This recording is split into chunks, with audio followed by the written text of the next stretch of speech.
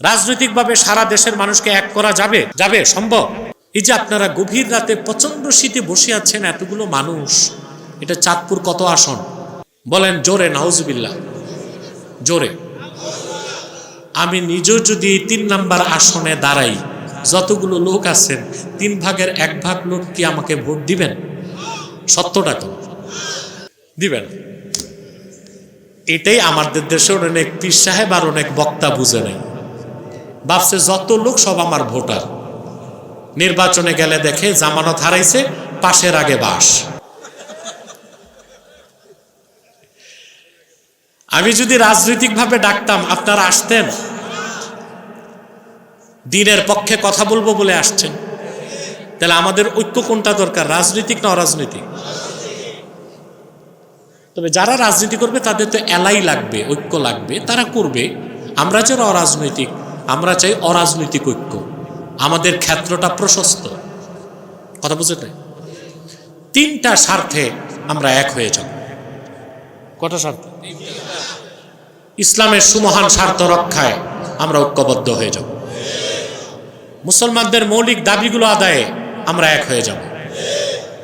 আর বাংলাদেশের স্বাধীনতা রক্ষায় আমরা এক হয়ে যাব। কিন্তু মুসলমান একবার চিন্তা করে দেখেন, আপনি আখিরাতের সফরে আছেন, সফর চলমান। এই দুনিয়ার স্টেশন থেকে যাবেন কবরে, সেখানে কত হাজার বছর পার হবে আল্লাহ ছাড়া কেউ জানে না। তারপর হাসর ময়দানে বিচারের একটা দিন হবে দুনিয়ার 50,000 বছরের সমান।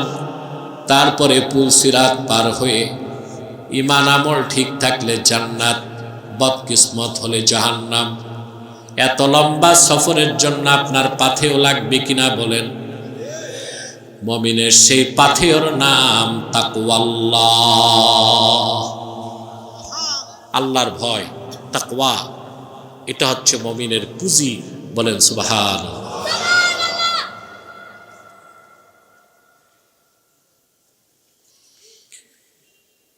তাকওয়া ভিত্তিক জীবন যাপনে একজন মানুষ পরিপূর্ণ মুসলিম হতে পারে, ঠিক না?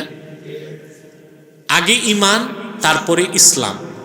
ঈমান আনলে মুমিন, আনুগত্য প্রকাশ করলে মুসলিম। ঈমান না এনে মুসলিম হওয়া যায়? আগে কি, তারপরে ইসলাম। যেখানে ঈমান নাই ওখানে ইসলাম নাই। যার ঈমান নাই সে দাড়ি টুপি জুব্বা কুর্তা লাগায়া মুসলিম হইতে পারে? পারে? আল্লাহ রাব্বুল আলামিন অন্যত্র বলেন, ইয়া আইয়ুহাল্লাযীনা আমানু তাকুল্লাহা হাক্কা তুকাতিহি ওয়া লা তামুতুন্না ইল্লা ওয়া আনতুম মুসলিমুন। আল্লাহ রাব্বুল আলামিন আয়াতে শুরু করলেন ইসলাম দিয়ে, আয়াতে শুরু করলেন ঈমান দিয়ে, আয়াতে শেষ করলেন ইসলাম দিয়ে, মাঝখানে তাকওয়া। তার মানে ঈমান আনার পরে যে বান্দা তাকওয়া ভিত্তিক জীবন যাপন করবে সে পরিপূর্ণ মুসলিম হয়ে আমার আল্লাহর সাক্ষাৎ করতে পারবে। আপনি তাকওয়া ছাড়া পরিপূর্ণ মুসলিম হতে পারেন না। তাকওয়া ভিত্তিক আল্লাহর ভয় অন্তরে আসলে আপনি দামি হয়ে যাবেন। আপনি যদি তাকওয়া ভিত্তিক জীবন যাপন করেন, অর্থাৎ চলার ক্ষেত্রে, জীবন চলার পথে, এই মাইকম্যান আবার ধরছো, প্রতিধ্বনি বন্ধ করো, বাইরে আওয়াজ লাগবে না, আমার ডিস্টার্ব করা যাবে না। প্রতিধ্বনি বন্ধ করো, ভিতরে সাউন্ড দাও, হরেন আওয়াজ দাও। এই এখানে উঠা বসা করছে কেন? এগুলো কি শীত ধরছে নাকি? হ্যাঁ, পানি পরে, আমি বুঝতেছি। আমি খুব দ্রুত শেষ করবো ইনশাআল্লাহ, আপনাদের কষ্ট দিব না। আমি দেখতেছি পানি পড়ে। প্রিয় ভাইরা, কষ্ট তো একটু করতেই হবে।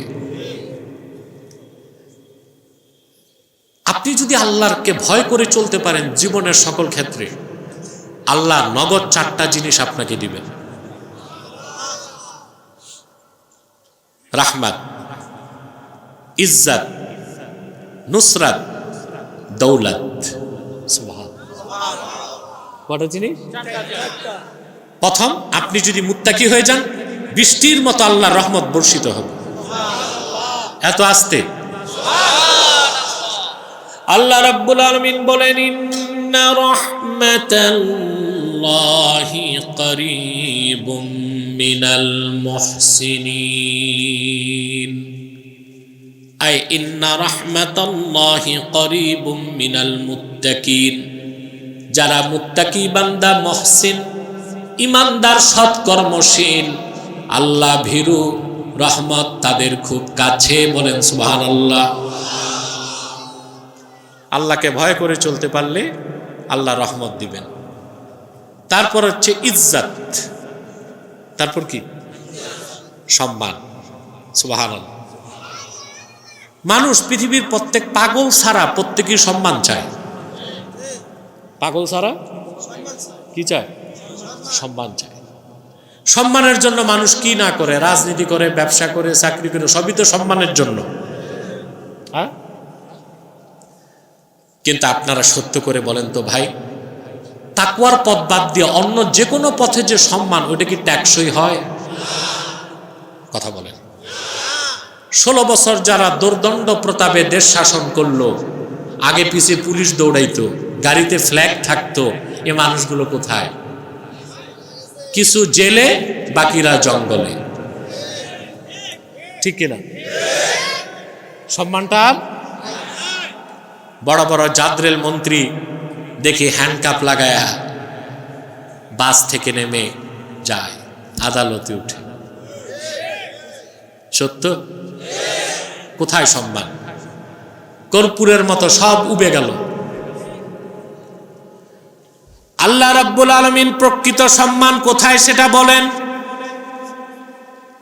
ইয়া আইয়ুহান নাসু ইন্না খালাকনাকুম মিন যাকারিন ওয়া উনসা ওয়া জাআলনাকুম শুউবান ওয়া ক্বাবাইলা লিতাআরাফু ইন্না আকরামাকুম ইনদাল্লাহি আতকাকুম। আল্লাহ রাব্বুল আলামিন বলেন, ওহে মানব জাতি, সুবহান, আমি তোমাদেরকে সৃষ্টি করেছি একজন পুরুষ থেকে আর একজন নারী থেকে। অতঃপর তোমাদেরকে বিভিন্ন বংশ গোত্রে বিন্যস্ত করে দিয়েছি। তোমাদের মধ্যে তার দাম সবচেয়ে বেশি, সম্মান বেশি, যার অন্তরে আল্লাহর ভয় বেশি। সুবহানাল্লাহ। ইসলামের মধ্যে কোনো শ্রেণী বৈষম্য নাই। শ্রেণী বৈষম্য নাই। কে ধনী, কে গরিব, কে আরবি, কে অনারবি, কে সৈয়দ, কে কোরাইশি, আর কে বাঙালি। কোনো প্রাচীর বা দেয়াল, বৈষম্যের কোনো দেয়াল নাই। মর্যাদার একমাত্র মানদণ্ড হচ্ছে তাকওয়া। সুবহানাল্লাহ বলে। মানদণ্ড কি? তাকওয়া। আল্লাহর ভয় যার অন্তরে যত বেশি, ঈমান আনার পরে, ঈমান ছাড়া আল্লাহকে ভয় করলে কোনো লাভ। ঈমান আনার পরে আল্লাহর ভয় যার অন্তরে যত বেশি, তার মর্যাদা তত বাড়তে থাকে। বলেন সুবহানাল্লাহ। ঠিক কিনা? বাংলাদেশে কত রাজা বাদশাহ আসলো গেল, নাম নিশানাও তো নাই। কথা বলে। আসল বাদশাহী যারা করে গেছে, হযরত শাহজালাল ইয়ামানি রহমতুল্লাহ, 800 বছর চলে গেছে, তারে মানুষ ভুলে নাই। হযরত শাহ ফারহানকে ভুলে নাই, শাহ মাকদুমকে ভুলে নাই, শাহ কারামত আলী জৌনপুরীকে ভুলে নাই। এরা ছিল আসল বাদশাহী করে গেছে। সুবহানাল্লাহ। ঠিক না? আর যারা রাজা বাদশাহ ছিল, এরা কই আছে? এদের চিহ্ন খুঁজে পাওয়া যায় না। তাহলে আল্লাহকে ভয় করলে কয়টা জিনিস দুনিয়ায়? কয়টা? রাহমাত, ইজ্জত। 3 নাম্বার কি? নুসরাত। 3 নাম্বার কি? নুসরাত মানে কুওয়াত, শক্তি, শক্তি, শক্তি। এটা লাগবে। বাহ, এখন বিছানা বিছাইতেছে কেন? এখন আনা হচ্ছে, তা আগেই তো বিছানা বেশি আনা দরকার ছিল না? এ লোকগুলো দাঁড়ায় আছে, বিরক্ত হয়ে তো নাও বসতে পারে। প্রিয় ভাইরা, এই দিক তাকান আমার দিকে। ঘুমাচ্ছেন না তো? টেস্ট করি, কে কে ঘুমান, হাত উঠান।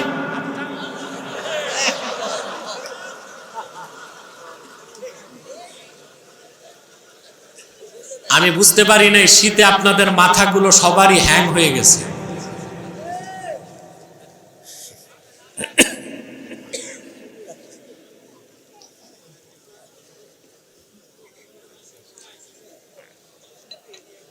প্রিয় ভাইরা, কুওয়াত, শক্তি, এটা কিন্তু আল্লাহ দেন। মুমিনকে আল্লাহ যে কুওয়াত বা শক্তি দেন, এটাকে মোকাবেলা করার কোনো অস্ত্র কাফেরদের কাছে নাই। এই শক্তি আল্লাহ কাকে দেন? উম্মতে মুহাম্মাদির ঈমানদার যারা আল্লাহকে ভয় পায়, তাকওয়া ভিত্তিক জীবন যাপন করে, তাদেরকে আল্লাহ শক্তি দেন সিনায়। মানুষের শক্তি মাথায়, পশুর শক্তি দেহে, ঈমানদারের শক্তি সিনায়। সুবহানাল্লাহ। কোথায়? এই শক্তিকে মোকাবেলা করার কোনো শক্তি দুনিয়ায় আছে? আপনাদেরকে একটা দৃষ্টান্ত দেই, 40 বছর আগ থেকে এখন পর্যন্ত সময়ের মধ্যে দিব। 40 বছর আগ থেকে এখন পর্যন্ত সময়ের মধ্যে একটা দৃষ্টান্ত দিচ্ছি। পৃথিবীতে সুপার পাওয়ার হচ্ছে আমেরিকা। 4টা জিনিস যার বেশি থাকে তাকে সুপার পাওয়ার বলা হয়। কটা জিনিস? আমি বলি, আপনি দেখেন। মানি, মাসল, মিডিয়া, ম্যান্ডেট, সমর্থন। এই 4টা যার বেশি থাকে তাকে বলা হয় কি? Super power. তো এই 4টা সবচেয়ে বেশি এখন আমেরিকার। ওর মানি, টাকা কত জানেন? ওর রিজার্ভ আছে এখন $23 ট্রিলিয়ন। 23। বাংলাদেশের আছে $31 বিলিয়ন। 1000 বিলিয়নে 1 ট্রিলিয়ন, ওর আছে $23 ট্রিলিয়ন। তবে ওর চেয়ে গরিব দেশও নাই পৃথিবীতে, কারণ ওর ঋণ আছে আবার $37 ট্রিলিয়ন। ঋণ কত? তা আছে তো, ভিক্ষুকেরও তো পয়সা থাকে। আপনাদের এখানে এই চাঁদপুর শহরে অনেক ব্যবসায়ী আছে, তার চেয়ে ধনী ঢাকা গুলিস্তানে যারা ভিক্ষা করে।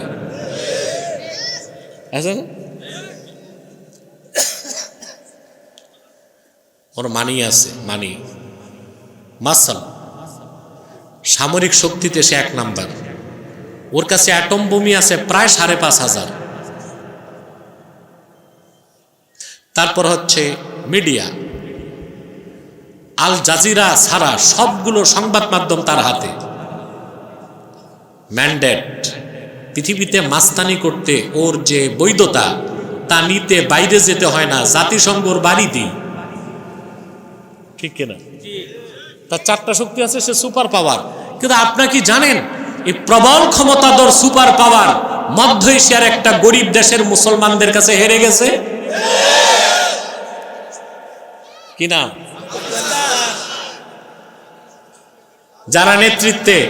যারা নেতৃত্বে তাদের সবার নামের আগে মোল্লা।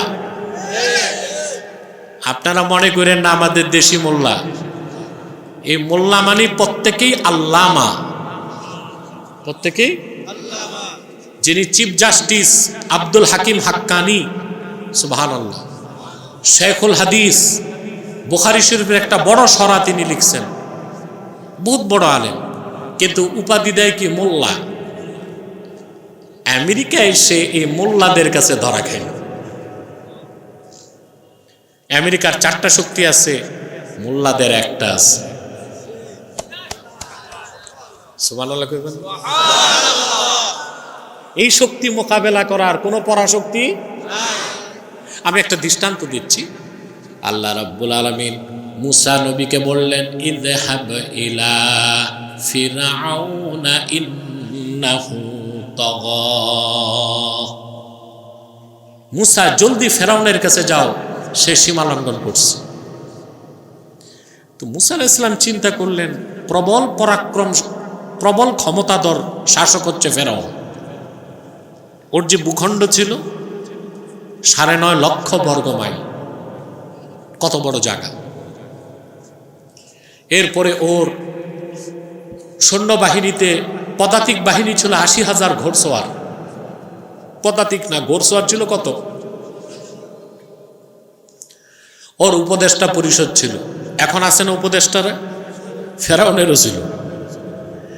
ফেরাউনের পলিটিক্যাল উপদেষ্টা, রাজনৈতিক উপদেষ্টা ছিল হামান, আর ফাইন্যান্সিয়াল অ্যাডভাইজার, অর্থ উপদেষ্টা ছিল কারুন। কার? ফেরাউন। প্রবল ক্ষমতা। মুসা আলাইহিস সালাম চিন্তা করছেন, ওর সাথে আমি মোকাবেলা করব কি দিয়ে।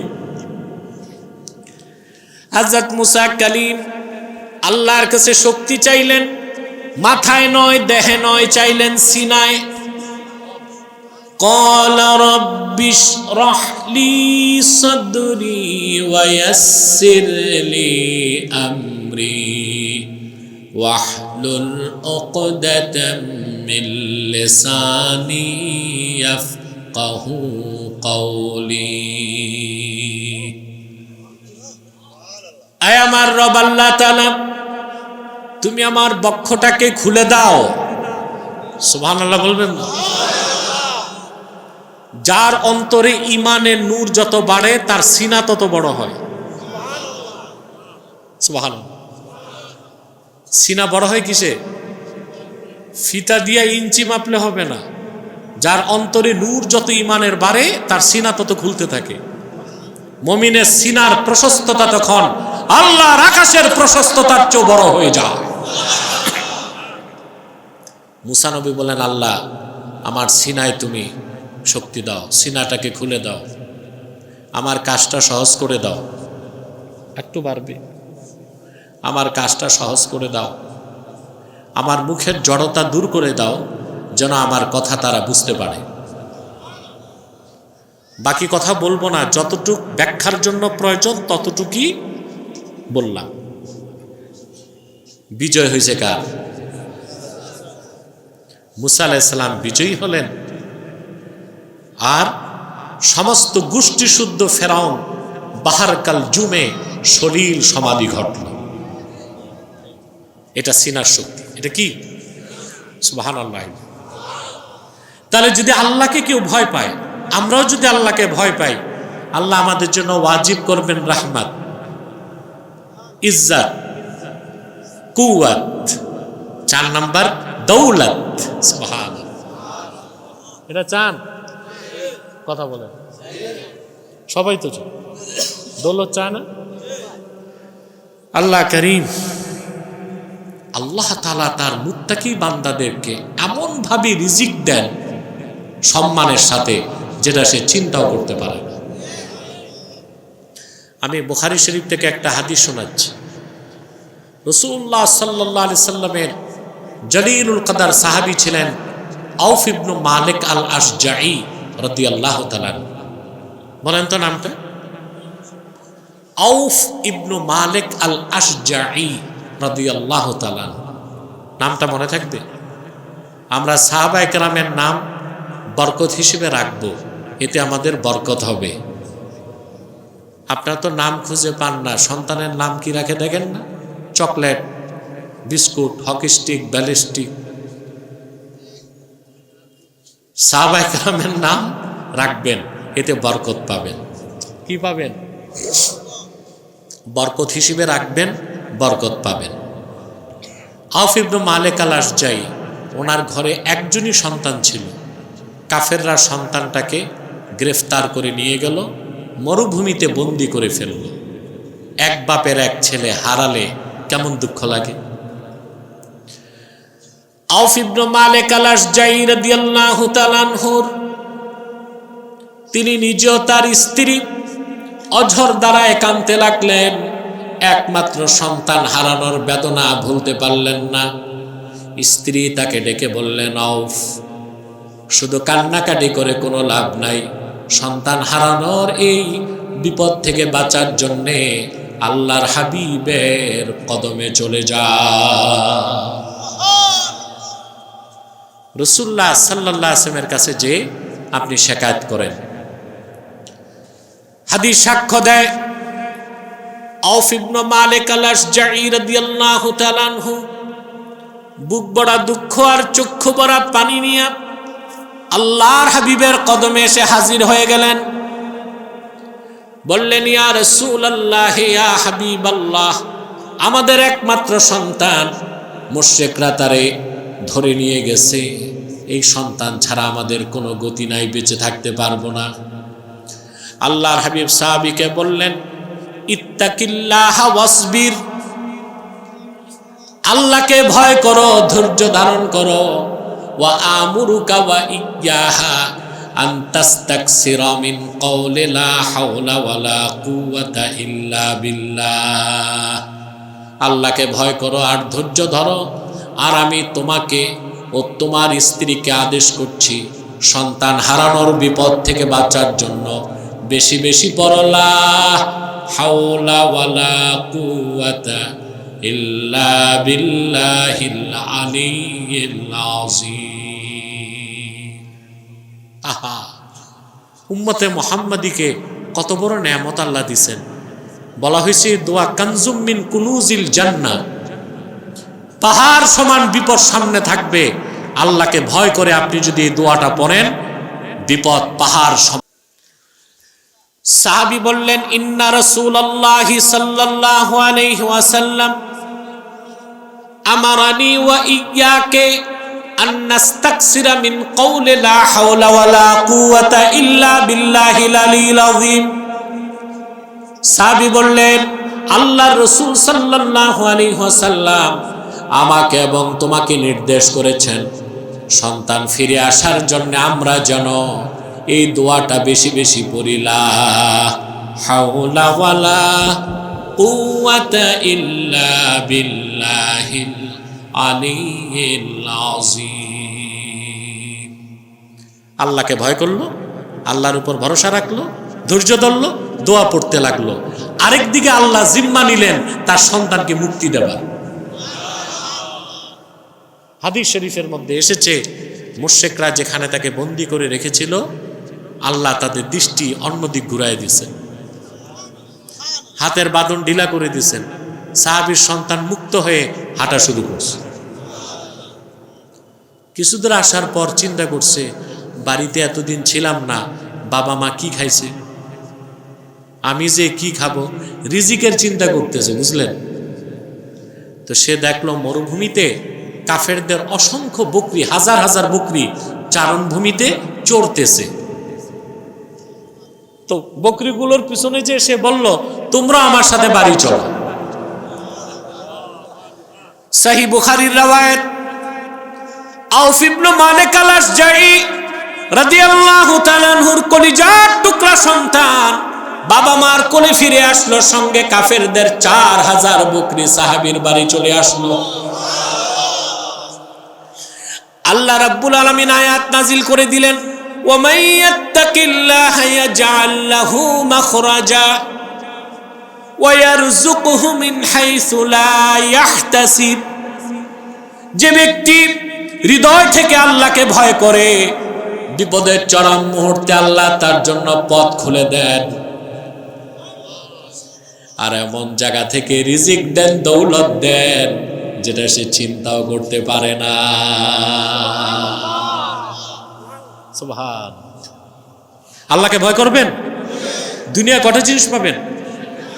ইজ্জত, বলেন ইজ্জত, রাহমাত, কুওয়াত, দৌলত। আর কি লাগে? লাগবে কিছু? আখিরাতে আল্লাহ দিবেন জান্নাত। 5 নাম্বারটা কি? জান্নাত। কোথায়? সুবহানাল্লাহ। আল্লাহর হাবিব মুহাম্মদ সাল্লাল্লাহু আলাইহি ওয়াসাল্লামের প্রত্যেক ইমানদার উম্মত জান্নাতে যাবে, যত বড় গুনাহগার হোক। সুবহানাল্লাহ কইবেন। তবে রাসূলুল্লাহর উম্মতের মধ্যে যারা আল্লাহ ভীরু, পরহেজগার, মুত্তাকি, আল্লাহ তাদেরকে বিনা আযাবে জান্নাত দিবেন। এখন আপনাদের কাছে আমার প্রশ্ন, আপনার কি জান্নাতে যেতে জাহান্নামে ট্রানজিট করবেন না সরাসরি জান্নাত চান? তাহলে ঈমানের পর কি লাগবে? সবাই সবাই আল্লাহর ভয়, ঠিক কিনা? সুবহানাল্লাহ। আল্লাহকে ভয় করে যদি জীবন যাপন করতে পারেন, মৃত্যু হবে পরিপূর্ণ মুসলিম হিসেবে, আর আপনার জন্য জান্নাত ওয়াজিব হয়ে যাবে। এই ওয়াদা কার? আল্লাহ রাব্বুল আলামিন বলেন, কুল আউনাব্বিউকুম বিখাইরিম মিন যালিকুম লিল্লাযীনা তাকাউ ইনদা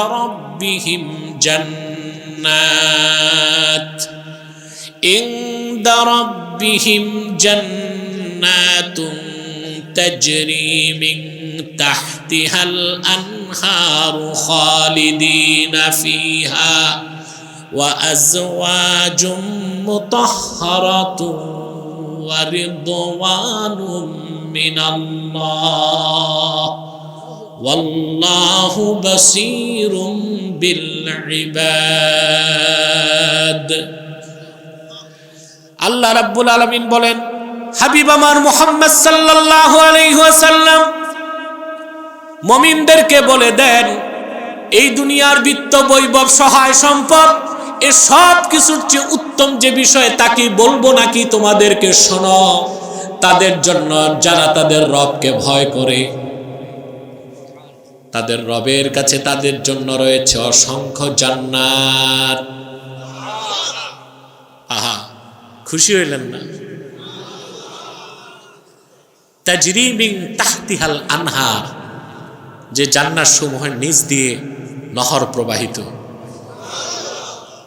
খালিদিনা ফিহা, যেখানে চিরকাল তারা থাকবে।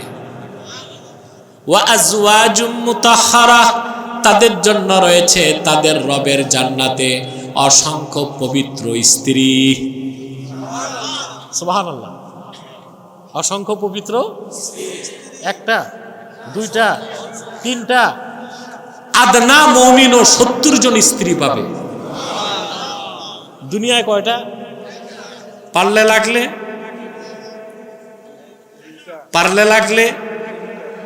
লাগলে না পারলে। আমাদের দেশে কিছু মৌলবী সাহেব আছে, ওয়াজ করে, বিয়ে করেন, 4 বিয়ে করা সুন্নাত। কোন কিতাবে এটা নাই 4 বিয়ে করা সুন্নাত। 4 বিয়ে করার অনুমতি আছে, এটাকে সুন্নাত বলার সুযোগ। আরেকজন আসছে পাকিস্তান, করাচি থেকে এসে বলে গেছে, জওয়ানো 4 শাদিয়া করো, 4 शादियां करो, दुनिया और आखिरत की कामयाबी हासिल करो। আমি পাই নাই তারে হাতের কাছে জিগাইতাম, মৌলী সাহেব আপনার না আছে মালপানি, আমার দেশের যুবক তো একটাই টানতে পারে না, 4টা করবে কেমন? 4 বিয়ে করা সুন্নত, জায়েজ। আল্লাহ বলেছেন, ফানকিহু মা তাবা লাকুম মিনান নিসাই মাসনা ওয়া সুলাসা ওয়া রুবা' ওয়া ইন খিফতুম আল্লা তা'দিলু ফাওয়াহিদা। তোমরা তোমাদের পছন্দের মেয়েদেরকে বিয়ে করো। কয়টা? 2টা, পারলে লাগলে 3টা, পারলে লাগলে 4টা, আর যদি ইনসাফ করার ভয় থাকে 1টা। কয়টা? তা আপনি দুনিয়াতে যত টাকা থাকে আপনার, ইনসাফ করতে পারলো 4টার বেশি না, আর আখিরাতে কমসে কম।